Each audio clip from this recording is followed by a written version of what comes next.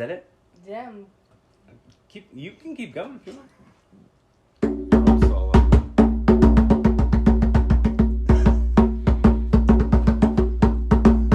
Special episode of Evolving with Corey Castle, featuring Artie Amici. Hey.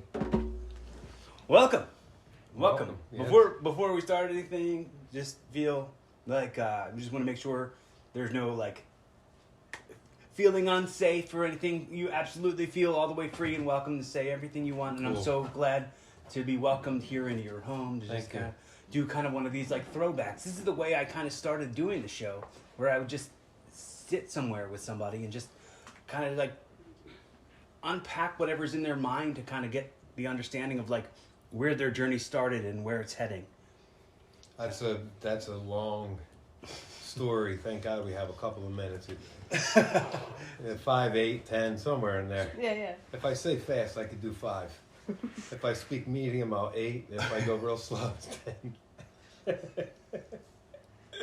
So, what also is really important is, and I think you might have heard me actually say this before, but I think what's really important is the kind of timestamp on legacy, and then on what we're able to capture on the record. So the kind of conversations we can have where we can absolutely be sincere with each other and just say anything that maybe is going to outlive us. It's interesting that you're even bringing that up because, I've always said, if you're a legend, you should be able to create legacy by spending time with people, being real gracious with your time and your knowledge. And I'm kind of legendary around here in a real specific fashion, and I take that seriously because if I encounter people, whoever it is, if they're willing to listen, then I'm willing to spend some time, and I think that's how you create legacy. Mm-hmm. Yeah, because the guy that I studied with when I was a young drummer, he arguably a huge legend, and just the way that he handled me and the way that he explained things to me about the industry, I got it all very early on, and so I knew kind of what I was looking at when I was going to make whatever move that he was going to help me make anyway. But he definitely showed me a scope of who I could be in the future. He had said to me, and I think maybe I was maybe 15 or 16 or so, and he said if you don't teach at some point, it would be a travesty. Yeah. And there's a certain level of, I don't know, academia. You're you can either teach or you can't. Right. It's there's got to be some kind of code inside of you. You know what it is? You have to know how to be analogous, right? Some people be oh, it's like a banana. And you got to figure out a way that it's like a banana. Right. If you're helping them understand something. But you can bring some, level of thought to it. It has to be, I think, attached to the intellect to make comparisons to make people understand. So being a teacher, you're helping someone else later come up with that intellect. If you can easily show them how analogies are made, maybe you can then help them. I completely they show them how to construct a thought that's analogous. I mean, everything in life is analogous. I always said I can make life completely analogous to 3 things: cars, vagina, and football. Mm-hmm. You could explain, it's like this, I always tell girls, they're all a bunch of pain in the asses. God love them, right? So you could make something analogous to what a girl has to deal with, or what happens in a football game, or anything that has to do with a car.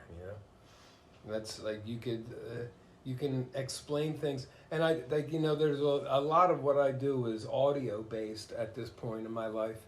And there has to be something in there that you're able to get through over to the listener. So all of my songs are real he has a broken heart, but you can feel the emos, you can get into the story. So each song, like when I'm talking with all my music folk, when you're writing a song, it's like a round in a prize fight. You got 3 minutes to knock this motherfucker out. So in like like a pop song is somewhere between 3 minutes, 15 seconds. Knock them the fuck out, and then go on to the next song, and then knock them out again. So I didn't have a regular life when I was a kid, and have a regular life as like before I hit the age of being old enough to do things like get married and all that crap. And there is something to be said about a little lunacy that happens in your life. It forces you to go in a way, like if your parents are a pain in the ass or your parents are great. Like I happen to have really great parents, and I think what's interesting about my parents, they had a thumb up each other's ass for 47 years in love, right? And they made it look so easy that me and my brother and my sisters at first marriages all tanked. Because like you meet somebody, they're a pain in the ass. Mm-hmm. Let me grab this call. Go ahead. It's my writing partner. What's cracking? I'm just sitting here with Alyssa and James doing a little interview, and your boy Dave is here. Yeah. What you getting into later? I told Dave to bring his thing over so we could, work on this tune a little bit. So if you want to slide through and throw your 3 cents in, that'd be dope. I'm leaving the city now. I ended up just driving down to Chris's house and just fucking... There you go. It's a smart move. Yeah, and then we just took an Uber from his house to Center City. But I'm going to Brick and Brew for dinner, and then I'll see where I'm at from there. All right, then I'll talk to you after you get done eating. All right, see you, bud. Yep. There you go. A day in the life.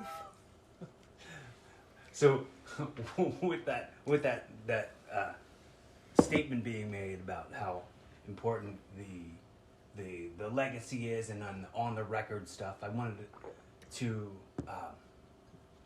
give you the opportunity to ask or say anything to either Alyssa or I, and have us kind of open any kind of conversation that you'd wish to have with us. Well, it's interesting too, because I know Alyssa through just kind of like a meeting that was almost happenstancical, Mm-hmm. but seemingly part of the woven fabric. And I would like to know how have you evolved in the past 3 years? Only the past 3 years. Like, what have you noticed about your evolution from just 3 years ago, which was 2019 going into 2020, right? Yeah. So everybody was like, ooh, the year 2020. Yeah. Right? So, like, as far as what I talk about, the year 2020 was your vision quest year. Mm-hmm. If you go get your eyes refracted, you're hoping that it's going to be 2020, and your hindsight should also be. So, what level of understanding have you gotten from yourself? Because I know what it is, because I've seen it. So you're waiting for me to figure that out? Yeah, because that's pop really... quiz. He's just waiting for your answer to align with his answer he's already made up. Well, it's like my mom used to say, the shit or get off the potty, right? Well, I think, no, it's a great question, for sure. I mean, it's a great question to come from a great mentor. Thank you, honey. Yeah, no, I'm serious. I mean, for context of the podcast, I first met you when I was about 15, 16. You were the star of the show Tony and Tina's Wedding that was traveling around, and I just happened to be part of the audience, and for some reason I felt drawn to follow you because it was audience participation, and I just wanted an opportunity to be part of the show, and I wanted someone to say, go ahead, sing something, and I just, that was hungry. your future you. Yeah, and guiding you so that you're going to hit the mark. Right, and you were being your character, and you were kind of just looking at me like, who is this fucking kid? Like, and then flash forward to 2020, and you found me on Facebook. You saw videos of me singing, and friend requested me, and ever since then, we had a conversation. We talked on the phone for 2 hours. And I remember walking my dog and just talking to you in the middle of the summer, and I just felt the urge. You know, my roommate at the time was like, "Are you sure you feel okay with this random guy that messaged you online to come and pick you up?" And I show can't you blame his- her, or Yeah, him, yeah. whoever it was. Yeah. No, I don't blame her either. But I just I think the past 3 years, the first lesson I'd say that I've learned about myself is to listen to what my gut is saying, because you were part of my gut intuition. Like my intuition was like, no, that we talked for a couple of hours. I don't sense the fear and the it's very valid what she was feeling, and so I didn't sense that with you, but something told me that you're somebody worth knowing and somebody that is probably a checkpoint in my life. And when I showed you what I was already writing with other people I've worked with, and I saw like the way you cried and you were just like, wow. And I think that was like a big hint for me of like, you have something, and then after that, like just you teaching me about just the programs and letting me have my creative flow and just like seeing what I could do. And when we did What Happened to Love together, and I think you taught me to calm down. I think that was the thing that for the past 3 years. Yeah, like when you're always like, "Oh, I got to show everybody what I can do," and then you get nuts, and then you get blocked, and I'm all about. Look, I've been a pro my whole life. I'm not capable of making anything musically that sucks. I never have been, and I don't know why that is.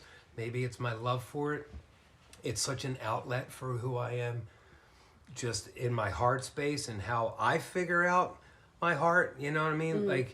Like it was interesting for me to figure out my heart, because like when you met me, I was that other blonde guy. And when I got this guy back, I realized how underskilled he was for anything with the opposite sex. Just naturally retarded and stupid about it. Because I was just looking at it as, here's a bunch of young girls that are in the show, and of course they want to go out with the guy. And, I was always with a girl like after my marriage ended. However, I got nothing out of it. So for me to find my heart space, and then I like re-link with a person that knew me from the fucking show, and now here I am, not the guy that was in the show, and I transitioned. And you got to see like the full spectrum of it. Because that other guy was arguably just a superstar. He didn't give a shit. For sure, And I felt that, and I was so enamored, and I was like, whoa, like, I'm that too. But I didn't know, because I was so young, so I still had this, like,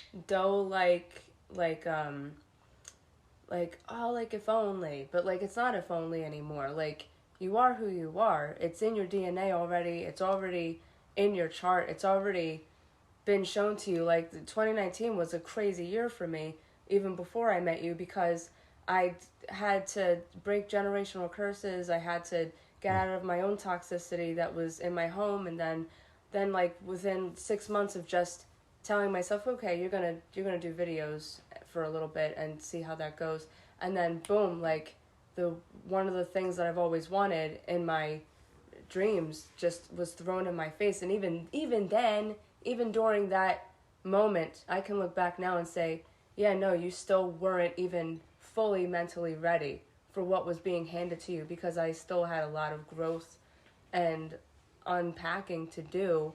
So, I mean, I look back and I have gratitude for that, knowing that I made it as far as I did under how much mental stress I was under at the time.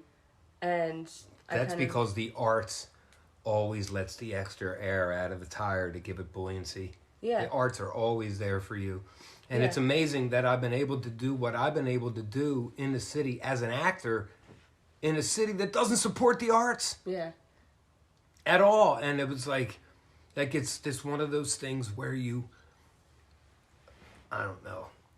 Like, I can remember sitting in my family home, which is about that direction, about 7 or 8 minutes, right? And I remember sitting in that kitchen with my mom when I was 29. And at the time, I was just a mix engineer for like that whole, from like 26 to like when I turned 30, and I can remember sitting there when I was like the year before my birthday, or it was around my 29th birthday. I was talking to her and I was like upset and I was crying, and I could feel that something was on its way to me. Yep. And I signed my first contract with Howard the following year, like 3 weeks before my 30th birthday. Wow. Yeah. It's just because, and so the guy that I studied with, he told me the rules when I was younger. And here's the rules. You ain't the shit until you're 28, and life begins at 30, okay? So here's the rules. When you're 20, you're still 17. When you're 23, you're still 20, but you lose all your high school friends. And then you hit 25, it's your first oh shit moment. You're a quarter of a century. He was like, yeah, if you go to Walgreens, you look at happy quarter of a century. So from 25 to 26, it's you understanding that it's all about you. And then 26 to 30 is, if it's not all about you, then your 30s are going to blow a dick hard because you didn't commit to yourself. And a lot of everybody, the family bullshit, and I never let any of that bother me. And it was good because like my mom, like, yes, my mother was no excuses. She told me, tell me what you need, not what you want. So anything that I needed for my kid, I needed a car. They just, I needed it. I mean, I started playing on people's records. I wasn't doing it in Philly. I was all over the fucking place. They bought me a car. Like whatever I needed to get through to the next level of my artistic output, they were always really there. And my father just, you know, he was a great guy. He was a little scared and angry. But my mother was there to kind of, you know, even it out. But it was good too because, you know, you get a little street in you. You know, like if there's one thing that I'm really proud of, and this is nothing against people that are from Upper Darby or live in town, but I'm not a townie. Because as soon as I got my license, like we took my parents' car and told them to give us some money, and we went downtown and we were running and gunning just to get the hell out of here. I think. Whereas like everybody is always like, "Did you go to that kegger last weekend down at the-" No, I wasn't there. I can guarantee you that. I had no interest in that hooliganism. Well, plus, and I don't drink. Like my parents weren't. Like, if they had like 2 alcoholic beverages a year, it was exorbitant. And we didn't drink. You know, maybe a little wine occasionally, and some Sunday dinner or some bullshit. But I've always been a weed smoker. I started smoking weed when I was 13. So that was like the 1978, and it coincided right when I started studying with Carl, and I was a bit of a head case when I was in my early teens, and just wasn't, I wasn't able to figure things out so well. I was having some issues as far as that was concerned, and thank God for music, because if and it's something that you and I have talked about probably ad nauseum. The music industry is a steaming piece of garbage, okay? And it isn't what you think it is, right? However, the guy that invented the fucking Scrub Daddy wasn't 26 and gorgeous and signed to a management contract. He just had a great product. Yeah. And it's workable. So music is the same thing. Now, with all this, music business is a sponge with a smiley face on it. It pretty much is, and it's a little rough, and it'll scratch your ass a little bit if you rub too hard. That's a perfect analogy. Oh, I didn't even think of that. Thank you.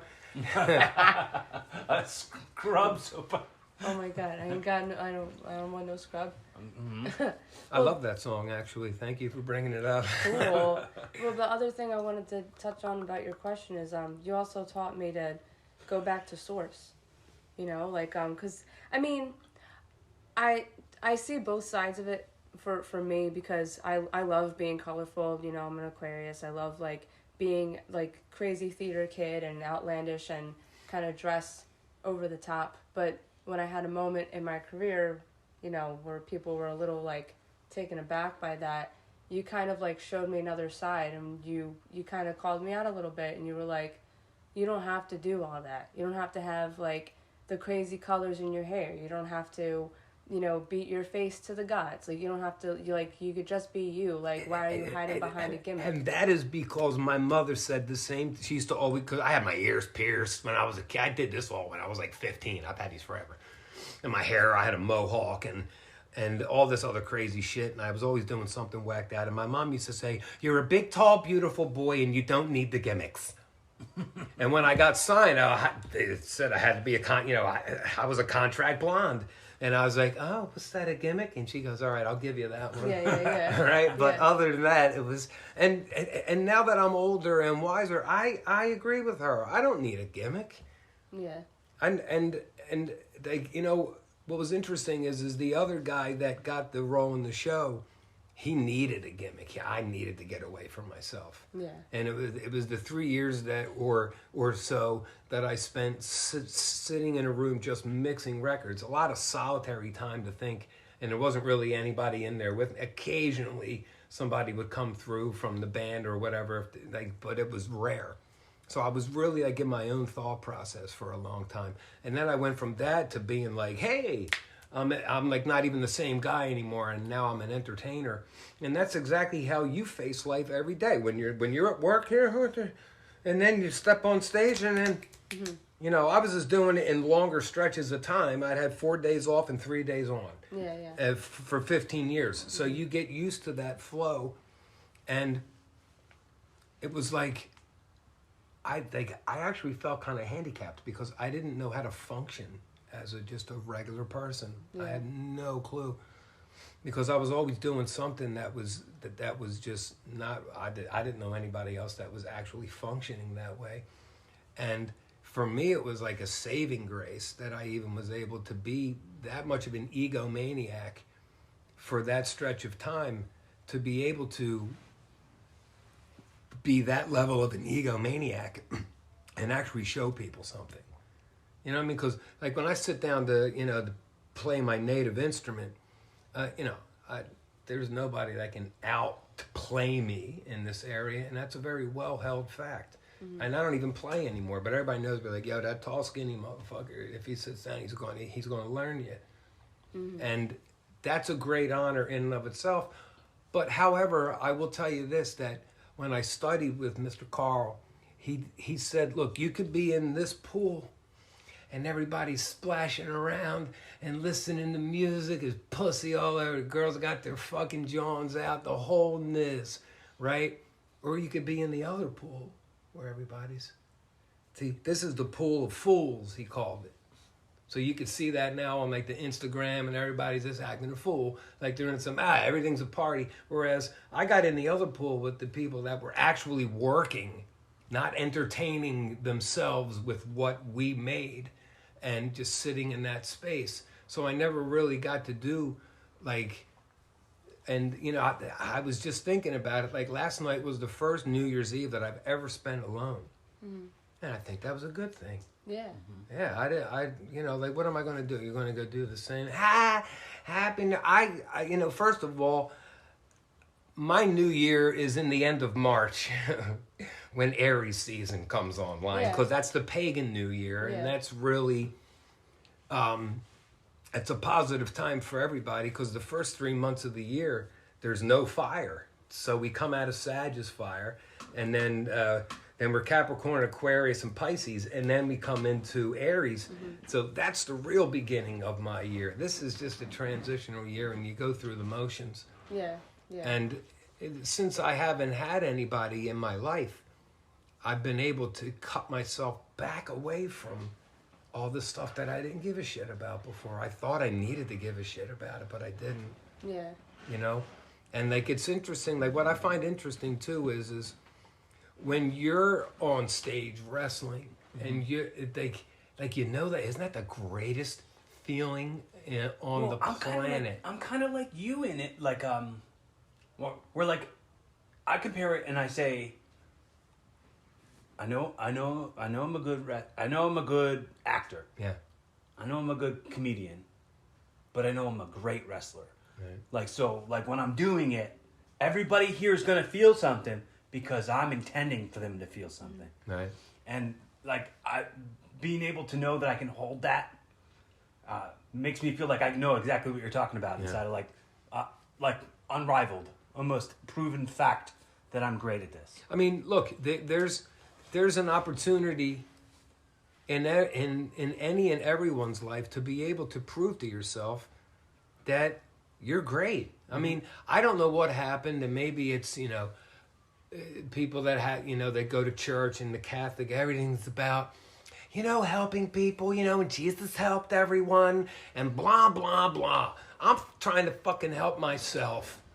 And I've always been that way. Hail me. I don't give a shit about some other bullshit.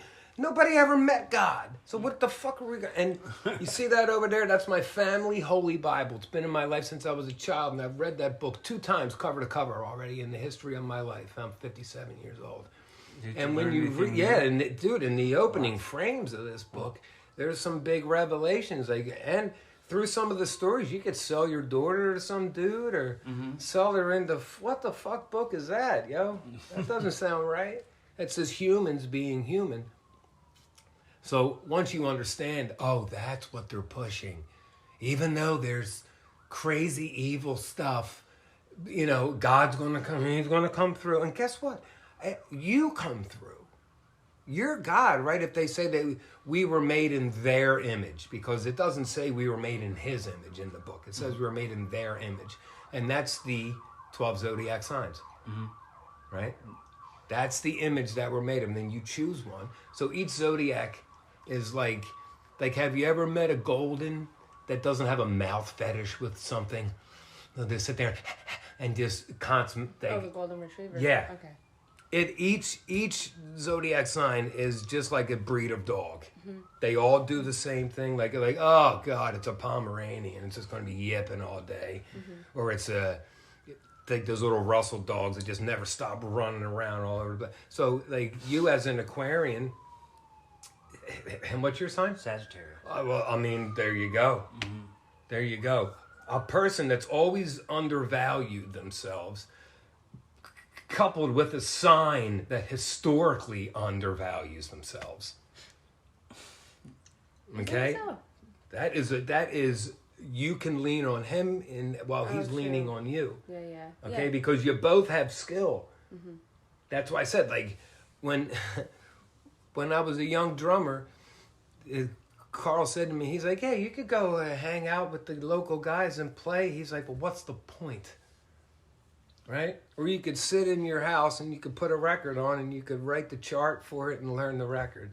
You could either be playing with pros or you could be playing with a bunch of nobodies and ain't going to do shit for your career.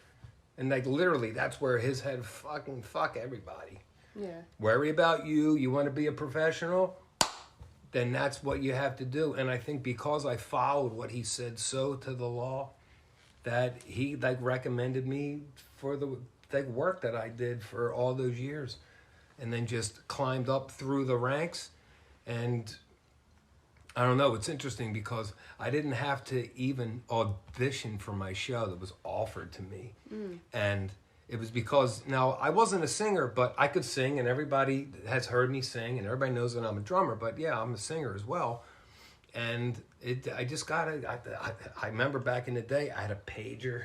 Yeah. Fucking pager goes off, and I'm like, oh, it's Jerry. And he was the music director of my show. And he asked me, what I was doing, if I would like to come down and see the show. Yeah. Maybe I could, think if it was something. And I knew the second that I was there, I'm like, this is for me. And then I remembered, I'm like, oh my God, this is what I was freaked out about last year. Because I have a terrible issue. I have a stutter that is just awful. And, when you have that affliction and you have to be in front of people and they're like, but I never stuttered once when I was on stage. Not a once. And it was like, that guy was too cool for school. He really believed, because his character was a ladies' man. He was always getting pussy. The girls they swoon all over him.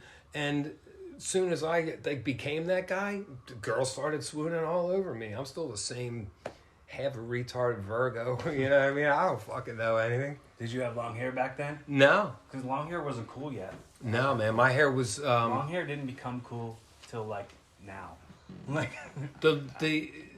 I will say that I had my hair long back in the 80s. Mm-hmm. And we were just talking about it because I donated a shit ton of inches to lots of lugs. Like my hair was all the way into the crack of my butt. And, you know, but I had long hair 3 separate times in my life.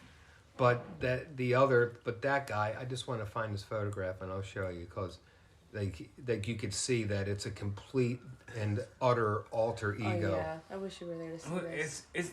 I wish you could have seen it too. I'm pretty sure I've seen it. Seen how he was, his character. Yeah, I think you guys might have showed it to me last time. Not the last time I was here, maybe the first time I was here. Yeah, wow.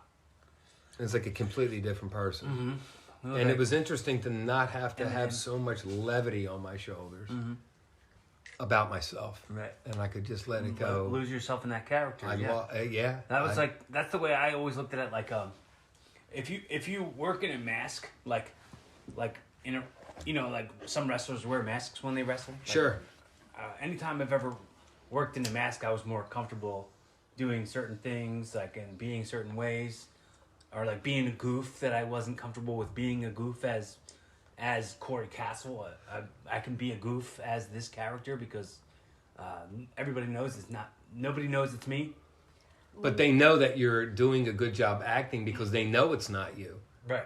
You know, here's a famous story from the history of my life. Now, my father was afraid of the universe, and like my mother was like the dude, and she was the guy. My mother like took care of everything. But my dad was a real entertaining guy because he was so nervous and scared that he became like the guy that would put the lampshade on his head, and he was hilarious. And when the first time that my parents came to see me in the show, my father turns to my mom and says, "Where the hell he learned to do that?" And like he didn't even see that it was like that's what I learned from him. Mm-hmm. But I learned how to be like a rigid person who had a rule like when I was growing up, ABC, right? Mm-hmm. Always be closing. Yeah. Mm-hmm. Right? So if... Glenn one of my favorite... Yeah. Obviously, as an actor, you would like love that movie. I'm pretty sure I own it and I have all my videos over there. Yeah, that was also something, too, that I never thought that I would miss the acting side of things. Mm-hmm. Because I would categorize myself as like a Meisner actor, but via the Uta Hagen and Stanislavski, because there's a realness about Stanislavski that's hard to put your finger on until you get the lines that you're reading and you understand what it is about the character. Mm-hmm. And there's a lot of I always felt that a really good actor can give you like intimate details about who he is with almost no dialogue. Mm-hmm. And I think what I learned as an actor and how to even get that across is that's only because there wasn't enough of me there, so I had to fill in what was missing of me because I was just like a little musical goober. Mm-hmm. And didn't really know much about the outside world. I got married when I was at 20, and we were together for 12 years. And it was I was in my own little bubble, working and making music and learning how to make a pop record. Mm-hmm. That's why if you listen to the song that her and I did together. I only sing a couple of words in the song. I as soon as I saw what she was writing, and I told her, I'm like, here, you write the bridge, and we'll figure it out. Mm-hmm. And so because I wanted to really give her a chance to hear, like when you're working with somebody that can really make a good sounding pop record, this is what it sounds like. This is what your record, this is what your voice should or could sound like on a really good sounding pop tune. It's simple, but other people see it as, I don't know what to do. And that gets funny, but like when I'm working on a record, I don't know anything. I don't know what I'm doing. I have no idea what I'm doing. I'm just following the path. Mm-hmm. And it happens. Mm-hmm. And I saw her do that right in front of my face. She wrote the lyrics. She had the melody attached to it, and everything was really sound as a pound. Michelangelo carving David. Yeah. Sort of thing. Like you can see when somebody can make one cut, and it really does the multitude of like smaller cuts. They can just cut to the chase, is what I'm saying, I guess. And I think that's been the motto for almost my whole life and I think like now that I'm older and whatever, I'm way softer character. But when I was younger, everybody knew me to be a kind of a headstrong. I say, like, if you don't like what I'm saying, go fuck off. Right. I don't care, because everybody now, especially now, everybody's so hiney-hurt about everything. And be like, bro, I grew up like down the street a little bit ways, like down in more of like the hoodie area. Even though it wasn't hoodie like when I was a kid, but I grew up down there, and it's like, man, we ain't wearing no fucking bra straps here, bro. Okay, but everybody, and I mean, I understand why from an astrological standpoint it makes a lot of sense. And you see people just not giving a fuck about themselves. You have to, feed the world, make it a better place, right? And it's like, oh, fucking, I gotta feed myself, and like especially like, and just to throw this out there and to kind of wrap it around full circle is I got diagnosed with pancreatic and liver cancer, and instead of going the route that everybody else took, now my mom died of the same cancer in 2003, but she didn't have any surgery or any radiation or anything either. It just killed her. But when I got diagnosed, they offered me the surgery and all that other shit, and I turned it down. And I'm doing it for 9 years now. This past year and change have been, this is advancing now. Right. But it's still advancing slowly enough for me to be able to deal with understanding how to, handle opiates and not get, like, first of all, I would never get rung up on them. I don't have time for that. I take it right to the level that it works with the pain. There's always pain there. You're not going to eradicate it. And if you do, I don't know why, but everything that I do is always big. Like, I was on hospice and I graduated off. I'm only the second person in all of mainline health to ever graduate off. And I'm not trying to die. I want people to know that if you fuck up like I did and didn't pay attention to what your body was telling you, and I didn't. I was on a whole nother wavelength, and my body was giving me signs in the early 2000s. I could see signs of shit, and I just didn't pay attention to it. I didn't care. What was it like? A kind of like I say for my life, for a good chunk of it. Just to give an example, there was tons of like concussions that I was ignoring. There was tons of like, oh, I'm fine. I just gotta sleep it off. I'll be fine. Like, were you doing that I'll be fine shit, or were you not paying attention enough to not even have that I'll be fine? All right, so like when I had to stop my life as a performer, it was in November of 2010 because my kidneys failed. All right, so that was in 2010. We'll snap back to 2000, 2001. My legs started swelling up, and I've been a skinny motherfucker my whole life because of my kidney damage. I can't use any of the protein that you use. When I eat it or I make it in my body, it's called albumin. That's what your liver does. I urinate it out. So I could never get size. So I can remember that like me and the girl that I was with, we used to run. I was trying to keep my body in shape, and I wasn't able to run anymore because my legs started to fill up, and I started to gain weight. And I'm like, oh, just like the doctor said when I was little, when I get into my 30s, I'll start to put some weight on. And it was water weight. So I was a size 34 pants. I'm like a 30, right? So instead of running, I rode the bike because I couldn't lift my legs up. Right. Now, also, there was on several occasions, I'd go in and I'd throw my wardrobe on and it didn't fit. It was too small. And, you know, I let it out and I had it marked so that nobody would screw with my markings in case they did take it apart at the dry cleaners. I let the pants out to where I went and did my weekend's worth of shows. The following weekend, everything went down, and I didn't think of it again. Right? And like how that is so obtuse on so many levels. But I you know, you don't think you're like, oh, you know, one day you're going to wake up and you're not going to be able to do what you have been doing, and then you get diagnosed with the same cancer that you know yanked your mom out of this world. And when my mom died, what I had been speaking to her about, and I summed it up the night before she passed, and I said, now just remember what we talked about. When you go, don't go somewhere, go everywhere, knowing that I'm going to continue your work down here.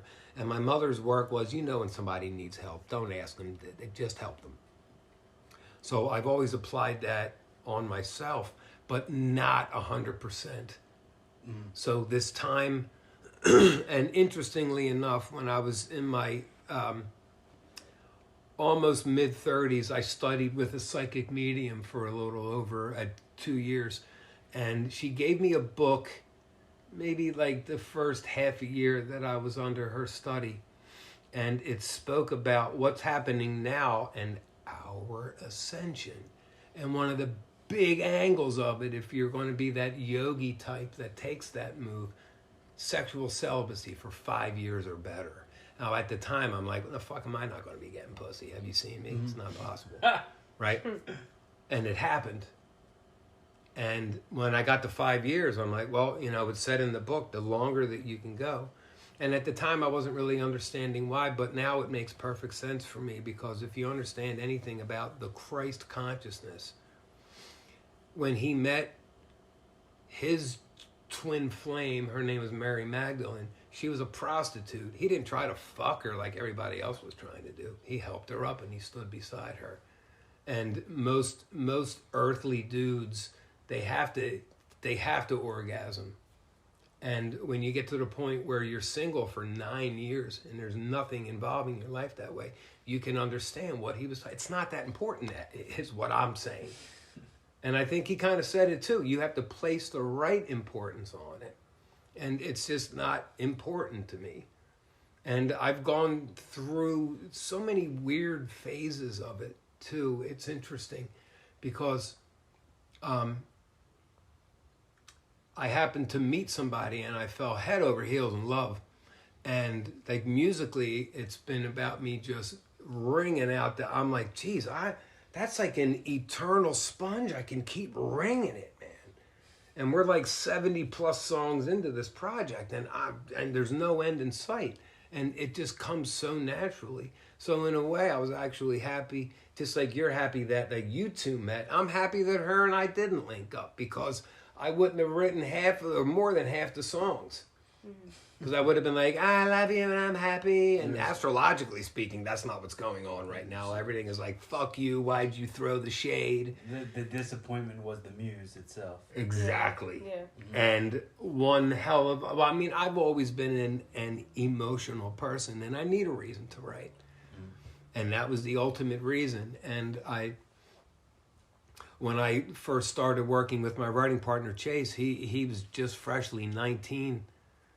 And I said to him, I'm like, listen, you have a skill. It's the same thing that I said to you.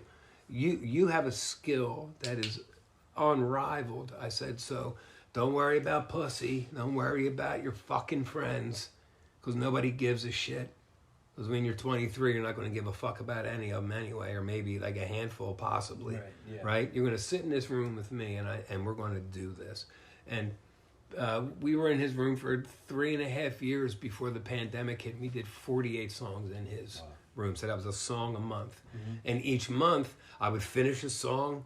I had just gotten my weed card. So we'd smoke a weed for the month, rate it, and finish a song. And I would send it to the girl that I love, hoping that maybe this one will do it.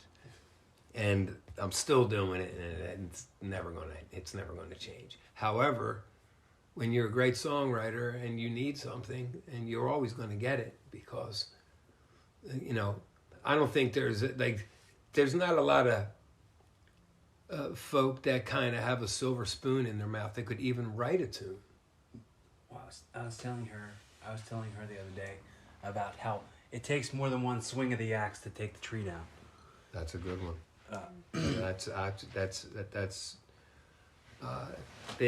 Like I always say, man, you can't kill the devil, okay?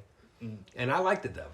Right. You know, a lot of people, like when I tell them, I'm like, listen, I'm a fan of Satan, okay? And I'll tell you why, okay? Because it's real simple. He's the only motherfucker, which is you. It's just the opposite side of you, right? As the oil goes up your back and down to Pisces and up to Aries, right? That's 33 vertebrae, all right? And Satan's the only motherfucker, while that shit's traveling, the oil of Christ is traveling through your body. He's the only one in this ass-backwards world that we live in that has the balls to step up to you and say, I bet you can't do it, you fucking no-show.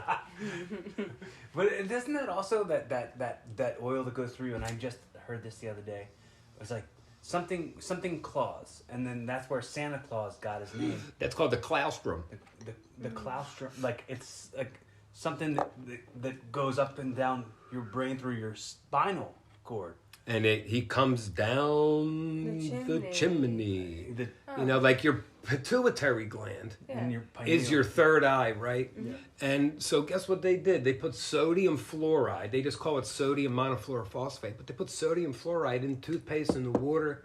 They put it in little kids' water. If kids don't have any fucking teeth, what do they need to be drinking fake fluoride for? Like, if you want fluoride, eat a fucking apple, right? But like, what that has done is that has shut everybody's intuitive side off. It's absolutely brilliant, because it works like a champ. Because everybody's got their head so far up their ass, I can't figure it. And it's been horrible that I have to deal with what I'm dealing with the size of this tumors. But I've been able to cut myself back away from life again and just sit in my apartment and just they take it easy on myself, right? So like, you have all this pressure, you got the house, and I wouldn't want that pressure. Right? But you have it and you're handling it admirably, and you chose a zodiac sign that has you guys are the most confused sign of all 12. Every Aquarian that I know, I'm like, wow, cool. Whew. All right, let's see if we can sort this one out. Yeah. Right? But I think just like I had great mentorship, all the people that I learned under through all the things that I can do, when you have good leadership, you see that what I'm saying is, who cares about all this pomp and circumstance? Cut to the fucking chase. Now it's, I'm going to slow play myself, and this is my ascension process. I'm like, flick the fucking switch. Yeah. Okay? What are you going to be, one of those ones where you turn it up until it gets bright? Just start doing it. Well, I'm working on things. The fuck are you working on? Why don't you work on fucking having the balls to just be that person? It's hard. It's hard for people, and I don't know why. I mean, I understand why, but I don't know why that has to be. But I also understand that we all chose to be down here in order to figure this out. It's just a quiz. When you die is the test. So when you were in school, right, if you did all the quizzes and aced them because you did the work during the school year, when you get to the final exam, you don't have to cram to learn it. Earth school.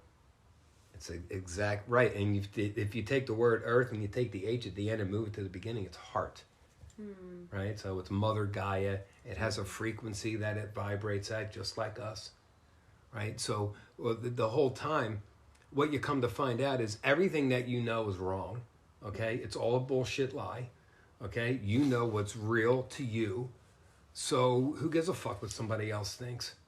Because I could really care less, and I've had people say to me, oh my God,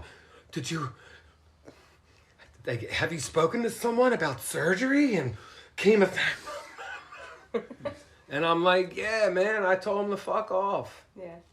I did. I said to them, I was like, listen, when you guys and gal take a shit, do you wipe your ass the same as me, right or left-handed? And the female in the surgery staff goes, yes, of course, Mr. Amici. And I was like, well, then there isn't anything that you guys currently know that I couldn't find out. You don't own the proprietary recipe to KFC chicken. I'm going to continue to opt out. and now walk the fuck out of that. You know who else said no and like shove it up to the doctors? Gigi. Yeah. She had cancer. I don't know how long. I only found out last year she was alive. Wow. But when I took her to the hospitals for whatever she was going through before that, and they were trying. She was 89, and they were trying to do the surgery and the chemo, and she flipped out and said, "No, fuck you. I know you all want your checks. You all want to dig in." That's how I feel. I am not a customer, and everybody is so willing to trust Jesus Christ.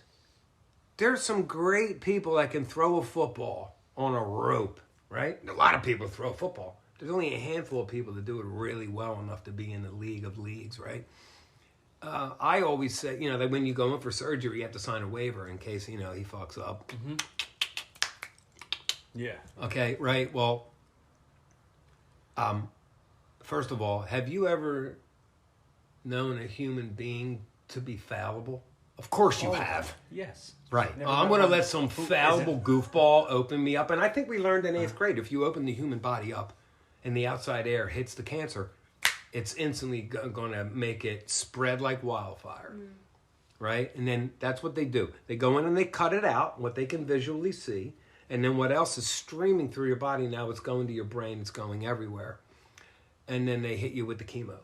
Okay? And that kills your immune system. Your immune system is your health. So if you don't have your immune system, you're done. So when I met my dietitian who deals with people that have cancer, my immune system is strong as fuck. And like my oncologist said to me, he said, the fact that it's metastasizing, but it hasn't gone into your lymph system, he said it's otherworldly. Mm. And I don't base myself on societal numbers that are based on, a fraction of a percentage point. I don't give a shit. Mm-hmm. I'm worried about what the fuck I'm worried about, and I don't know why when somebody does get cancer, they feel so obligated to make somebody's fucking wife's fucking Mercedes-Benz payment for them. I'm not doing it. Yeah, it's like you want customers, go. There's plenty of customers. People are lining up like lambs to the slaughter. Mm-hmm. And I love myself far too much, and I love you guys, because if I left, wouldn't that suck? Yeah. Seriously, I'm just like, anytime that I really think about it, that's what motivates me. And if it wasn't for this crap right here, the opiates that I have to take, I wouldn't have been, they wouldn't be able to go through it. And just this past month, I rely on it now. Mm-hmm. I have to have it. And it's been that way for a while, but this past month was a doozy. Yeah. And it's also a metaphor for my life expanding. As this tumor grows, I just had 3 pain cycles. And when I hit those pain cycles, I know that it's growing. Mm-hmm. And I had 3 of them in a row, which I've never experienced. But it's also, this year is time for expansion. If this cancer can expand, then so can I. That's why I said I don't care about if the music's on Spotify. I'm not taking that normal ass person route. I don't want my music. You want to hear my music? Go to the fucking YouTube channel, right? I don't want to be involved in that pool. Everybody splashing around, and everybody else that's real in the know is just sitting on the other side, just having a little something, maybe some iced tea or whatever, smoking a cigarette, cooling out, and is not a part of all the hubbub. Because the hubbub is just a bunch of people whose orgasm is a giant piece of shit and they're confused by it. And I don't want any parts of that mentality. That's why they have, if you go to a rave, mm-hmm. that's just a giant, it's like you're like awash with a buzz. It's like a giant vibrator. Mm-hmm. And it allows you to set aside some time to feed the demon. Mm-hmm. I mean, I think everybody's attached with a demon. They just don't realize it. Yeah. Even nuns. That doesn't make a difference who you are. If you're down here living right now in a world that's going backwards, right? The astrology is going backwards, right? And the fucking north and south node also goes backwards, right? So when we just had 6 retrogrades this year, a couple months ago. And it was the first year since 1986 that we had 6 planets retro. So in a backwards world where everything's going backwards, then the planets go backwards. They're actually going forward. So you get a chance to, if you know astrology and what's going on right now, you can take these opportunities to let yourself advance. You're not, and I've said this since day, you're not your neighborhood. You're not South Philly. You're, where do you live, in Langhorne? Mm-hmm. You're not Langhorne, and I'm not Upper Darby. It's just a place where we grew up, and you don't have to be affixed to that mentality. Mm-hmm. But, you know, that's the neighborhood curse, and that's because everybody wants to be nice and accepting. And when I was a kid, yes, exactly, and that's where you subjugate yourself. Right. Yeah, 'Cause never of did everything it. that they're feeding you. But that's the other thing that I always had a knowing growing up too. Like, I just had this pull and knowing that you can change your environment, and that's where the Buddhism and that kind of practice started coming into my life from my grandmother on my dad's side, and it kind of opened everything up even more so, because then I got my Gohanzen is what it's called in 2018.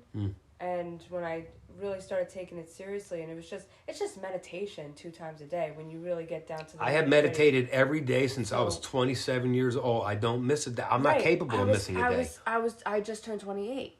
So when I started finally sitting down and really like trying to get to know myself and, you know, like having those moments alone, I felt my world changing around me. Like all the things that I thought about for so many years and all the things that I wanted slowly started to come to fruition. You want this kind of house. You want this kind of relationship. You want. I was going to say, how could you shit talk yourself? Because I mean, like, you met me, I to feed you the love and that you can do anything, and then you meet this kid, and he's telling you the same thing. Well, I think that it cycles back to your. You think everyone's attached to a demon type. Oh, thing. undoubtedly. It's I think whatever it is, I don't really have a specific name for it, but it's like I guess the easy term is imposter syndrome, where you know that not enough, or you know the underdog fucking syndrome from like Philly with the you know the teams and stuff. That hey, like I said, mentality. this city, and I am fixing. If I can get my ass straightened out here, and I think I'm hopeful. But Philadelphia needs a hero, and the last hero we had wasn't even real. You know, Rocky Balboa, he you know, he represents, he doesn't represent guts. And so I want to give the city a real hero, somebody that's living it, walking it, talking it, trying to show people, like, if you get cancer, you didn't know you had it 3 weeks ago, take 6 months. Call the woman that told me how to get my head out of my ass.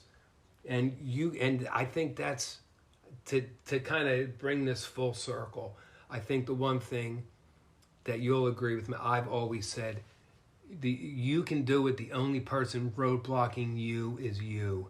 Fuck everybody, what they got to say. You're roadblocking yourself. And that's just input data. It's everyone. And only because I've had a blessed life, even with the cancer, knock on wood.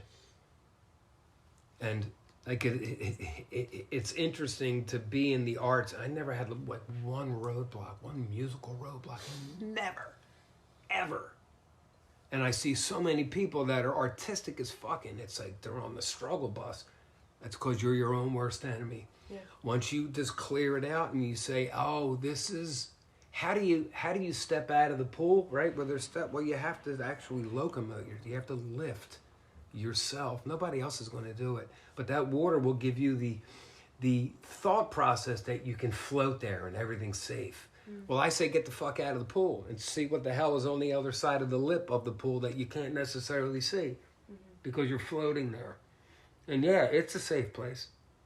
But safe from what? Nothing. Because you're not doing anything. You have to challenge yourself.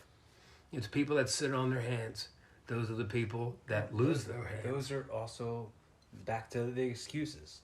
Right. Those are right back to those excuses, because the people who you say are sitting on their hands or getting in their own way, what's getting in their own way is their excuses that they've continued to tell themselves, or the accepting a role of reactionary in everything in their life instead of being deliberate. And I think once you accept what I've always said is don't give your power away to God or Satan or some other mumbo jumbo. All your successes and all your failures, pat yourself on the back. You're the one that scripted it. So if some girl breaks your heart or some guy's a jitbag to you or somebody flips you off in the ShopRite parking lot, you scripted for that to happen. Don't blame anyone. all right, just a couple more real quick, super quick things. And then I'll send you off into the sunset with a hot dog and a handshake.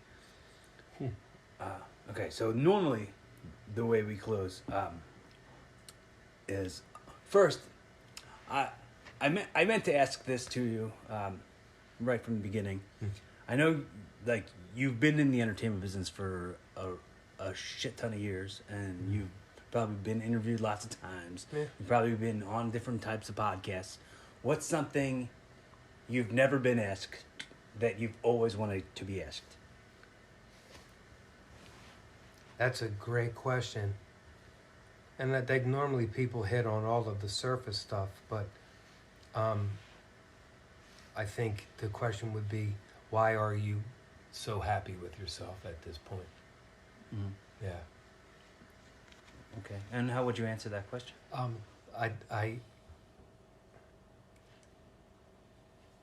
I said what I said, I meant what I said, and I never backed down.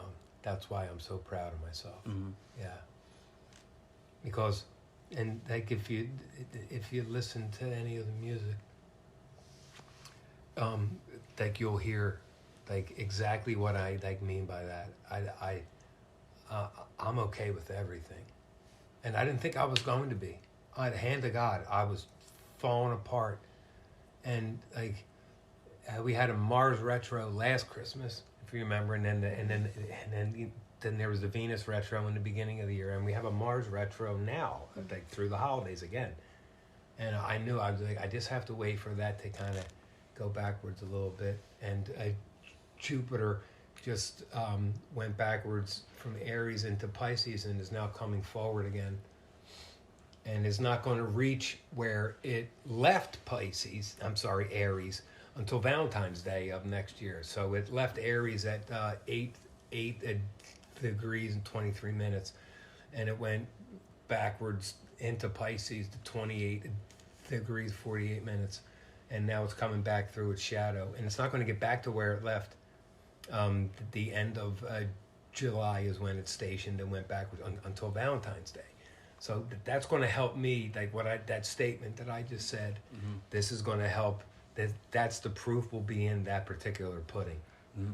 Yeah. I just want to make sure to state on the record, very, very important for me to say, I say it a lot, and you might have heard me say it before, how much I think the currency of effort is way more valuable than any money that you could have. You can't put a dollar value on somebody's attention and somebody's effort. So I'm just so grateful for your effort and your time and having us hang here with you to start the new year off correctly. Yeah. Absolutely. Yeah, last year kind of felt a little solitary. Yeah. But that's because last year was a 6 year, and 6 is the number. After the number 5 is the number of change.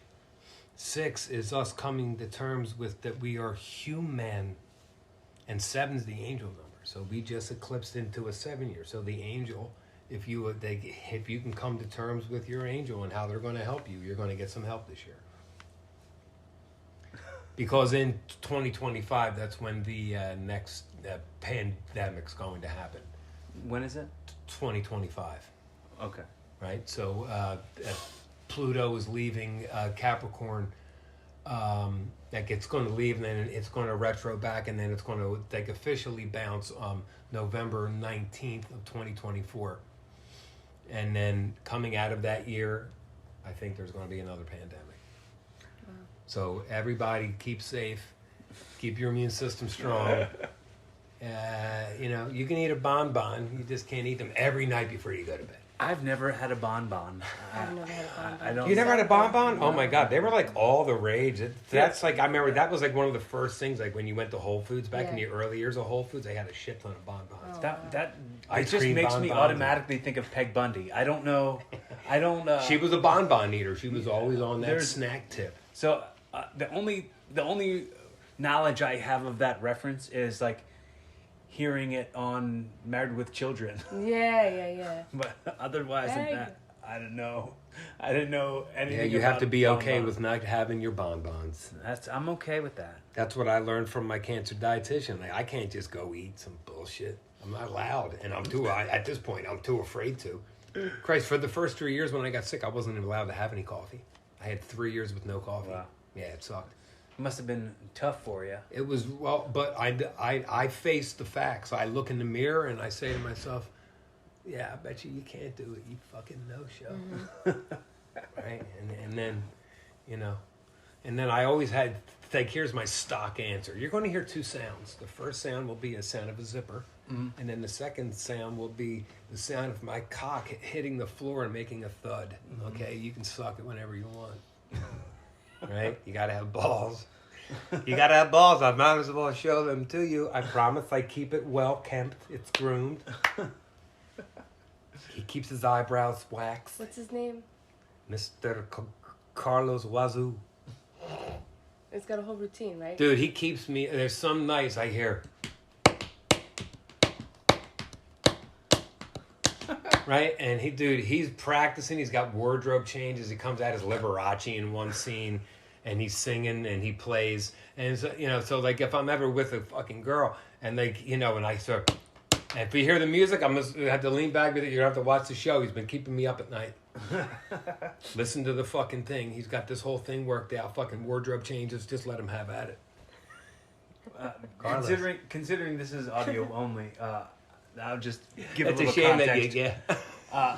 that Say the name one more time. Carlos Wazoo. Carlos Wazoo is his penis, I think. Yeah. Something like that. I heard he was a real ding dong. Yeah.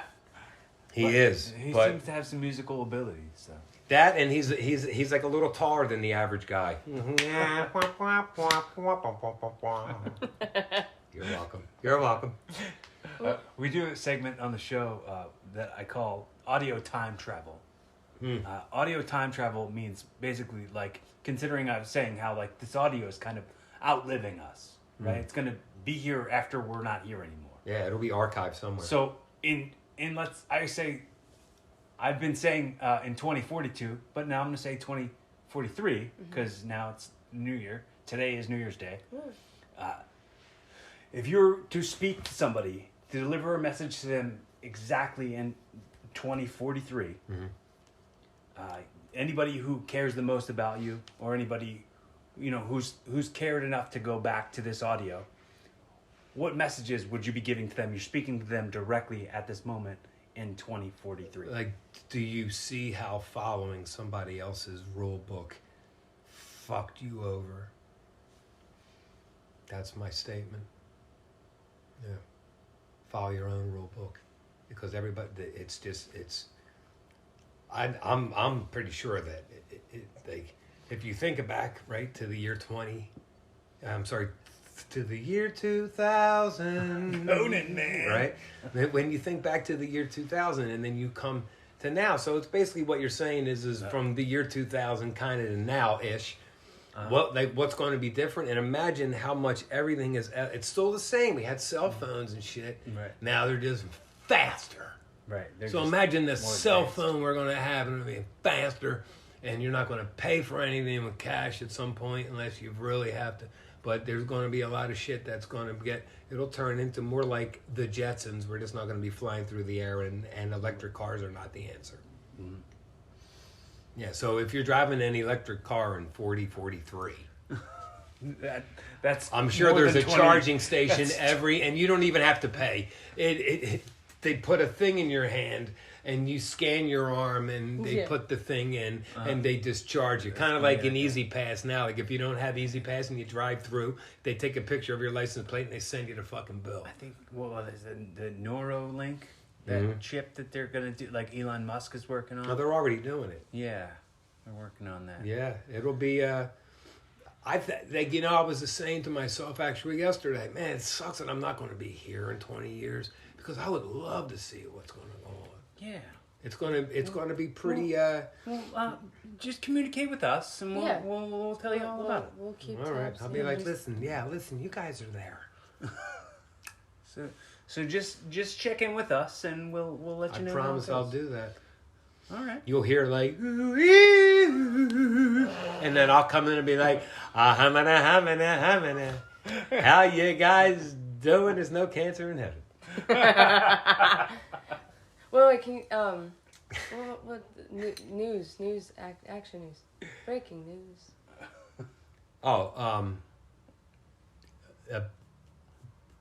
But the big story: fire in West Kensington.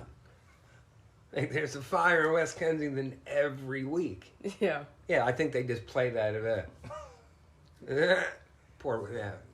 There's Stock footage. Did you hear what? This is for people also at 20 years in the future. Did Jim Gardner, like what he said at the end of his jaunt?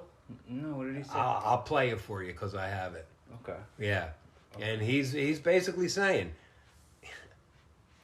really, are you guys are you looking at it the right way? Potentially, maybe not. Yeah, it was incredible. He was kind of saying, make sure that those amendments of the Constitution, which has already kind of been suspended anywho, like that's what's headed. And like I said, like you guys will be able to benefit from it. How old are you? 39. Okay. So, you'll be approaching where I am in 20 years. I'll be 60 in 3 years if I make it to that. And I'm hoping to. There's nothing to say that I can't. Yeah. Who says I can't? And I think if you stay positive and you don't let anybody sway you, you can't. My ex-wife is British, and there's like a British saying that he can't be shifted, which means you can't be sold. Mm-hmm. You can't shift some goods from you to someone else. Mm-hmm. I can't be sold anything. It's like I'm from the state of Missouri. That's the show me state. Mm-hmm. Even though I'm from outside of Philadelphia, show me. Because everybody's so quick to be like, revolutionary, more powerful, and now with more integrated features, and everybody's like jerking themselves off over it. It's fucking, you know what I mean? Like, don't believe the hype, I think is what I would say. I go back to the 80s. Don't believe the hype. Believe in yourself. And if you're going to be in the arts, be in the arts. Don't be afraid of it. Just know to kind of wrap that up too is, I always said, like, if you're playing pool, right? If you don't know the shot, get the fuck off the table, man. Everybody up there, hey, Instagram, look at me, I'm shooting pool. They're not showing them take the shot and falling on their ass because they could put makeup on the following weekend, and go down to Noto and just fucking kick it. Right? So. Any questions or statements that you want to make to me? Yeah. Like, how do you feel going into this year? Because it's been a real quick transition these past few weeks. You made some transitions. Yeah, I feel really hopeful. I feel very excited about what's coming next, and because my writing partner is a Sag. He just turned 25. Okay. And you just turned 39, right? Yeah. So, you guys, like I said, you guys are notoriously so self-offensive constantly, and now you're seeing, you're like, wow, I think that that's futile, right? Yeah, absolutely. I think you shaving for a while gave you the opportunity to say, what does it matter? It doesn't. Yeah. It does from a marketing standpoint, Yeah. right? Yeah. I mean, like what you should do, man. I You stopped should, being like, a heel for a minute now. I think you should like create the character that goes into the ring. That's like he's all angelic and shit. That'd be rad. That's what he you said. shave He's off. good. Yeah, it's He's the like kind of alter baby ego. face, yeah. Yeah, it's the alter ego. And like he knows how to cook and everything, and he's real effective. Well, I'm gonna start making up stuff that I don't know how to do. Yeah, he's real good at cooking, which I'm not. Fake it till you make it. Alter ego. That's right. Yeah, fake yeah. it till you make it. Yeah, the mask. He dances. He cooks. Just a bunch of stuff about me that aren't things I do. It's not entirely true. You've cooked burgers for me and you have danced with Hey, me. my sister's a Sag. My ex-wife is a Sag. My ex-fiance is a Sag, and my writing partner Chase is a Sag. I know I have the antidote to what's been fucking you in the butthole for all this time. All it is, it's just it's a self-effacing weakness that you'll just be like, oh, I'll do it next week. And then next week comes, I'll put it off until the following. Yeah. And you just keep putting it off. That's why like, when you meet somebody like her who's a closer, right, but wounded, right, you guys help each other. You're supposed to, you scripted to know each other. I don't give a fuck why. Lean on each other. That's the best part. Well, I said to her on the first day we met, you got damage. I like that. Yeah. Yeah, because when you, like I said earlier, when you meet a nice girl, smack her in the side of the fucking head, tell her I love you, you son of a bitch. Come over here so I can slap you for real. The way we normally wrap is I will say hypothetically I've gifted you this show. This has been the first episode, the pilot episode of your new podcast, Evolving with Artie. Yeah. In a very Jerry Springer's final thought type of way. Yeah. You know, put a pretty bow on the top of this. Give us the best takeaways, the best like final message in however long it takes you to say that, and it's open for you to close out your new podcast. So, you know, with each passing day, time and time again, you get opportunities to experience other human beings in their natural habitat, right? Because we're all really good at being on, like if we need it. And to be sitting amongst people that understand that is, and for lack of something more constructive to say, we're just trying to find a balance here, right? So when you're hanging out with people that are so easily, you know, just put the batteries in them and, you know, turn them on, and they can function. That's where that statement coupled with everything else for me and that where I am, it comes back around full circle. And that's why I said that like, I really think I know where I am right now. And with the help of like folks like you just being cool, coming over, hanging out on the first day of the year, and then we can take this opportunity to appreciate all of us. And the biggest takeaway that I get from it is like in the movie, if you build it, they will come. And that's what happens. And I think you're seeing it in yourself, obviously. I know she's seeing it in herself. And I lost it. And now I'm able to see what Artie always wanted, not the other guy. And that's a really beautiful thing. And I'm happy to have Artie back. And Artie's happy to be here with you guys today. We're happy to have you. Thank you. Thank you for doing this. Yeah, it's my pleasure. She has so much love for you, and I just That's my daughter. Like, you know what's interesting? I never had kids. I could never find a hooker that I wanted to impregnate, sadly. But all of my peeps, they're all like her age or younger. And those are my kids. I look at people's parents and I'm like, fucking, who taught you how to parent? It's abysmal, right? And so, you know, I had the opportunity to be instructed by an incredible woman who's a Taurus, very much a bull, but she was a rock star. And I love like all of my kids because you guys don't know, getting from 30 to 40, man, that is the hellacious time frame. And you're like, you're getting ready to hit Bombaditaville.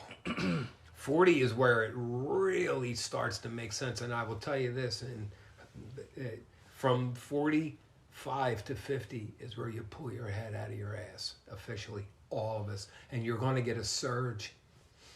From when I turned 50, even with all this crap, I had a surge for like a good 4 years where I was just going. I was all and you're going to, and then you hit like 54, it's where you hit the age of wisdom.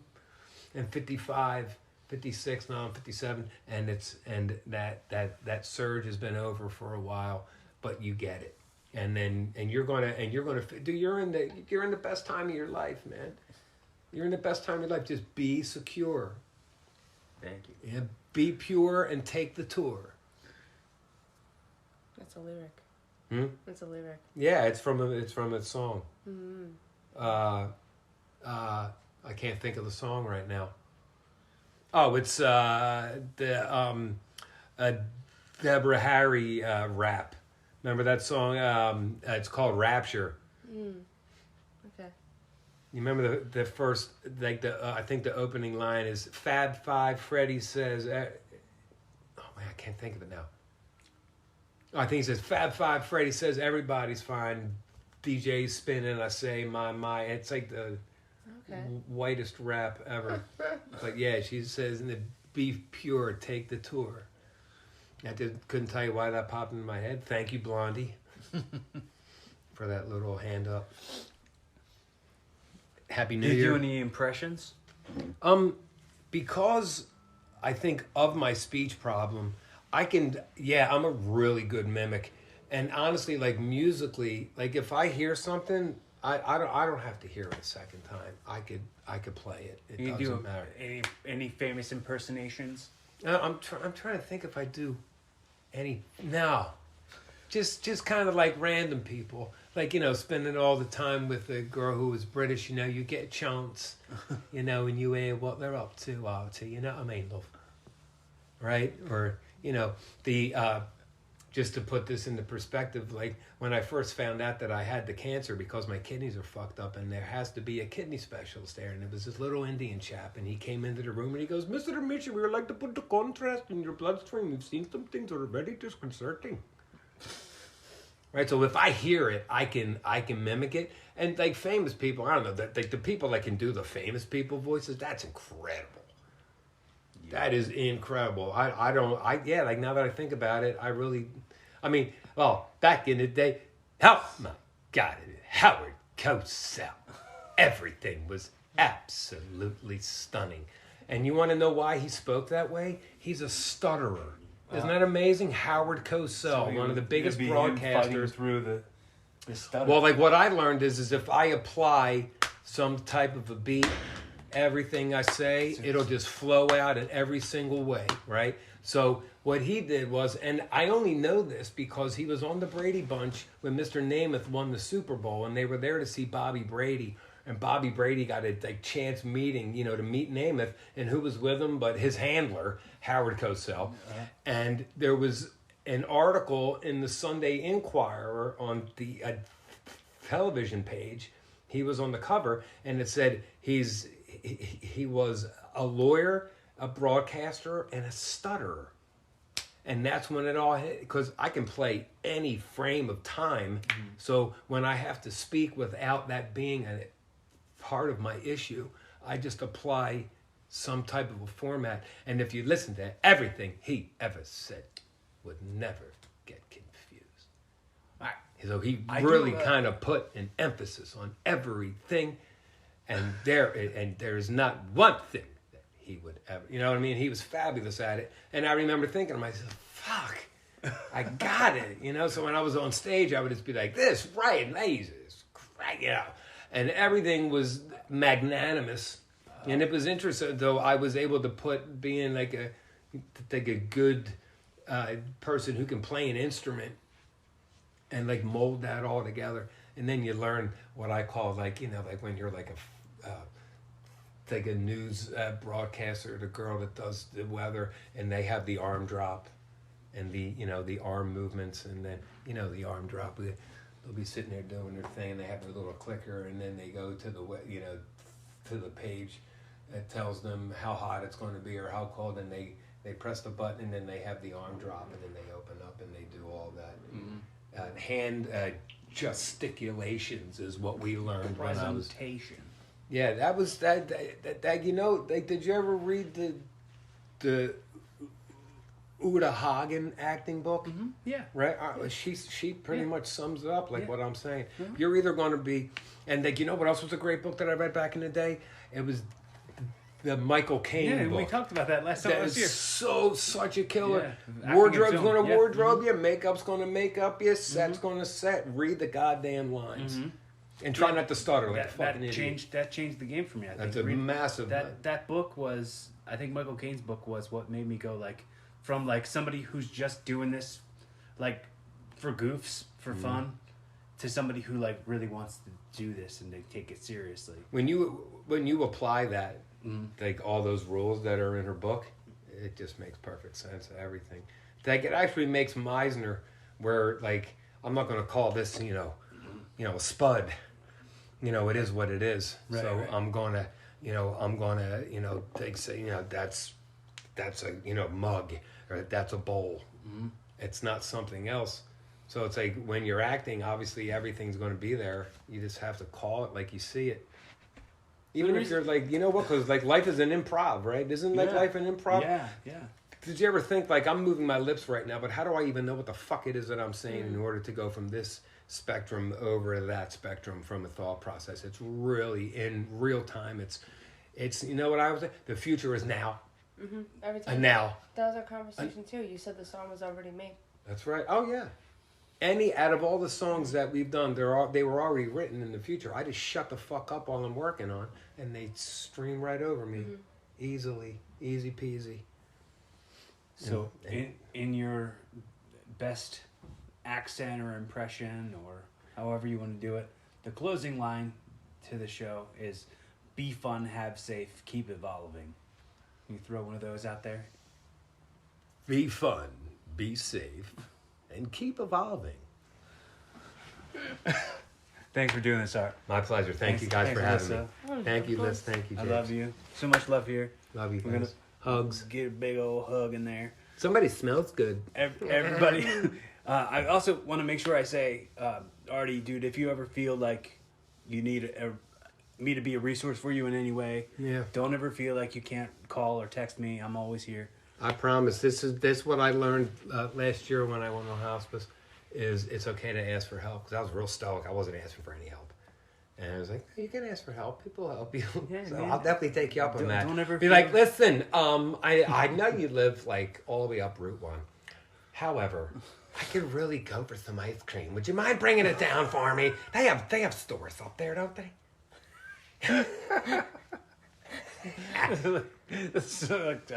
I didn't ask to do your chores. There's a bar in that general area that I went to with. Yeah, we talked about that. Yeah, what the hell was it called? Happy hour? No, the Irish Rover. Okay. Yeah. Yes. Yeah, that's what I mean. I spend time up in your area. Like, I knows that area. Yeah. Everybody know your area. Be kind to yourself. Be fun. Have safe. Keep evolving.